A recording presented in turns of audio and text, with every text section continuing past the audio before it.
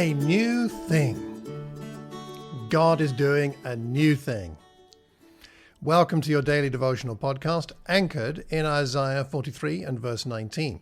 It reads, "See, I am doing a new thing. Now it springs up. Do you not perceive it? I am making a way in the wilderness and streams in the wasteland." Hello, Malcolm here, and thank you for joining me in January and February for a daily devotional podcast, which I hope will inspire your personal times of quiet, your times of devotion with God. In the first few podcast episodes, we are setting the scene by looking at the entirety of Isaiah chapter 43, and today we're in verses 2, 3, and 4. They read, "When you pass through the waters, I will be with you. And when you pass through the rivers, they will not sweep over you. When you walk through the fire, you will not be burned. The flames will not set you ablaze. For I am the Lord your God, the Holy One of Israel, your Saviour. I give Egypt for your ransom, Cush and Seba in your stead.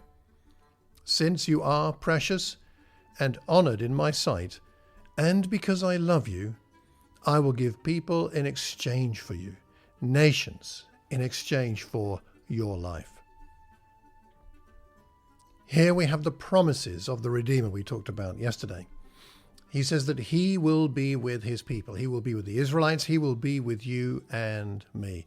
Doesn't that remind you of what Jesus said in Matthew chapter 28 and verse 20?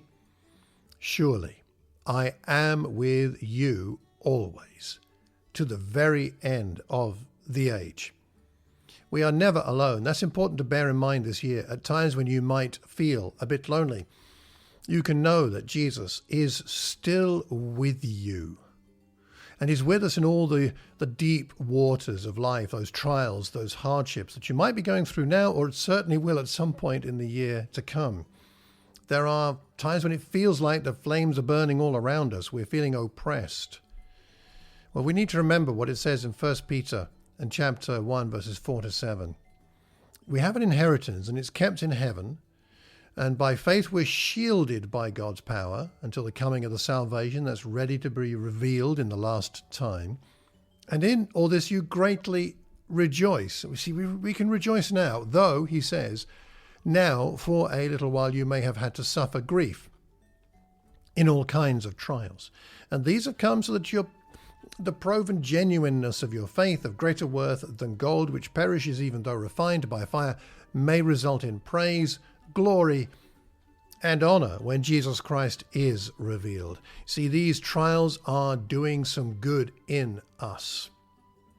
God says, no matter what happens, he will rescue us. Just like he said, he would rescue the Israelites and bring them back from exile, setting them free from all their oppressors. In their context, Egypt, Cush and Seba.